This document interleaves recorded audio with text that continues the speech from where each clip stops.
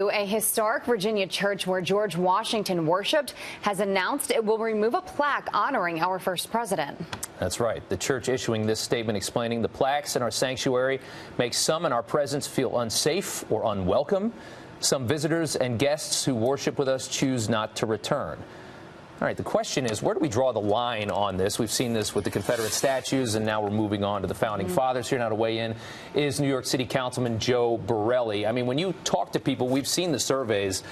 With Confederate monuments, there was a little bit more leeway, but when it came to the Founding Fathers and scrubbing them because they owned slaves, people were roundly against this. What do you say? Well, this is sort of the slippery slope mentality that people were warning against when this first conversation about the Confederacy monuments came up. I wish I can get myself all worked up in anger over this, but the truth is, I mean, this is just sad. Is nothing sacrosanct about our national history when we have George Washington now potentially on the chopping block? I mean, the truth is there's a liberal minority in this country who applauds when we tear down our statues, who rolls their eyes at our national anthem, who disrespects our flag, and now they're just all too eager to see these memorials to someone who sacrificed so much to deliver our country to us, and they're just on the sidelines applauding it. It's appalling. Well, it really is. My question is, what are history books going to look like in 10, 20 years? What are we going to be teaching the kids of the future? Are we going to be erasing history?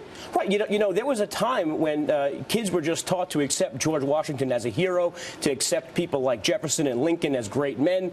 We used to sing patriotic songs in school. We used to wave flags at Veterans Day parade. These things are now seeming more like nostalgia than reality, and we have an angry minority on the left side of our country who is just too eager to see this happen. And it's a very, very small minority. I mean, this, you cannot, blanket this over anybody on the left. I mean, this is a very far radical left-wing group that's really pushing all this, and I think everybody's scared of them and is scared of offending anybody, and that's how they get so much leverage. Well, that's the interesting thing, is what happened to this church over the past few years. If you still go on the church's website this morning, they're advertising this connection to George Washington almost like a tourist trap.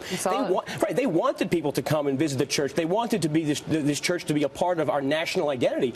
What happened overnight that suddenly people are triggered by a memorial that simply says, in memorial of George Washington? This is not a menacing statue in any way. This is not a menacing a threat to anyone in the congregation. And it was something that the congregation itself was so proud of for so long. Right, and it's where he sat. It's the pew where he sat. That's where this memorial is. He sat there for a very long time, a number of years. So you're just, I don't even know if I say erasing, maybe editing history. No, and if you look at the history of our country, obviously Washington stands, first among equals, essentially. But if you look at the history of even this church, this is someone who put his own money, put his own time and effort into building this church in 1773.